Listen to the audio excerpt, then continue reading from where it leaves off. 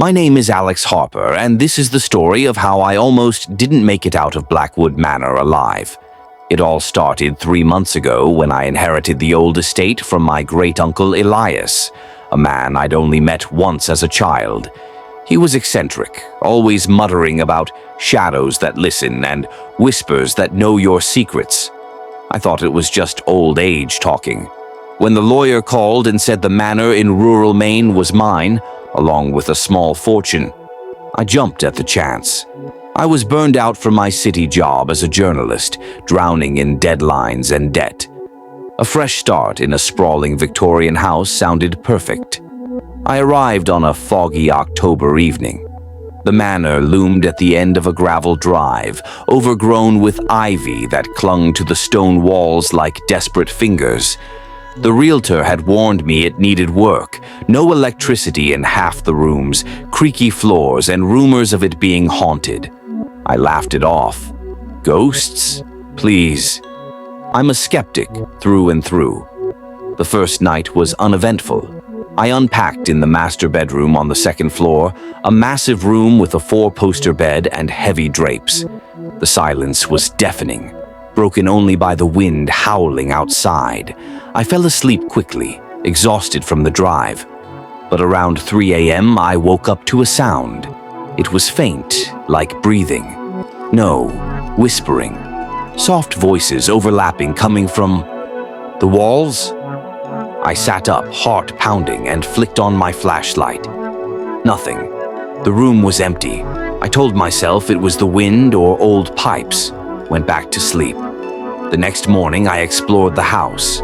The library was my favorite discovery, floor-to-ceiling bookshelves filled with dusty tomes on occult history, folklore, and something called shadow entities.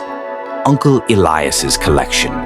One book caught my eye, a leather-bound journal with his handwriting. I flipped through it casually, entries about hearing voices in the night, shadows moving on their own. He wrote, "They know what I've done. They whisper my sins back to me."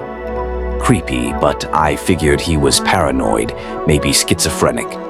That afternoon, I hired a local handyman, old Mr. Graves, to fix the wiring. He was hesitant. "Folks say this place is cursed," he grumbled. "Your uncle went mad here, heard things that weren't there." I paid him extra to start right away. While he worked downstairs, I went back to the journal. Deeper entries described rituals, ways to bind the shadows or banish them.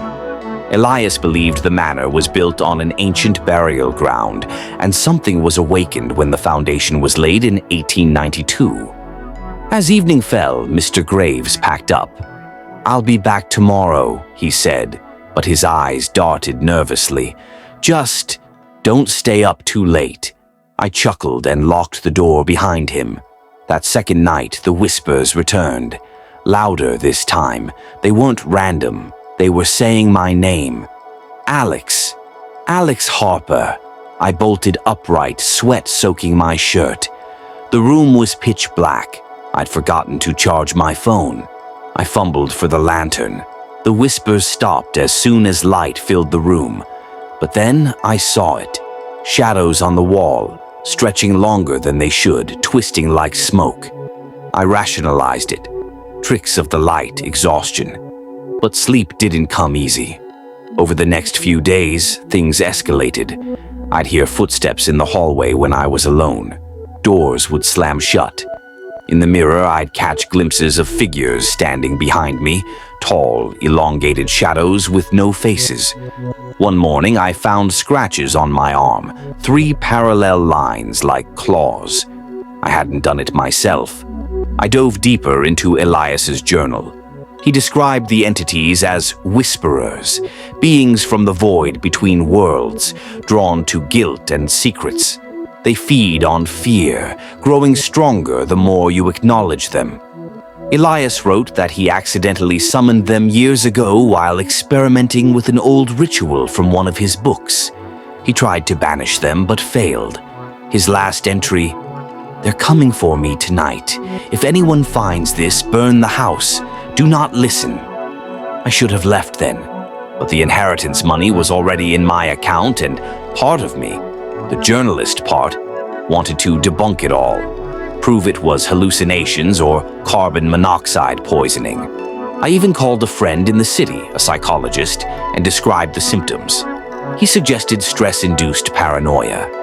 On the fifth night, the power finally came on fully, thanks to Mr. Graves. But he quit that day. Saw something in the basement, he muttered. Eyes in the dark. I paid him and watched him speed away. Alone again, I decided to confront it. I went to the library, lit candles, power outages were still frequent, and read aloud from the journal's banishment ritual. It involved salt circles, chants in Latin. Felt ridiculous, but desperation makes you do strange things. Midway through, the whispers exploded. Dozens of voices, angry, overlapping. You can't stop us. We know what you hide. The accident, the lie. My blood ran cold. They were talking about something from my past. 5 years ago, a car accident. I was driving, distracted by my phone, hit a pedestrian. He lived, but barely.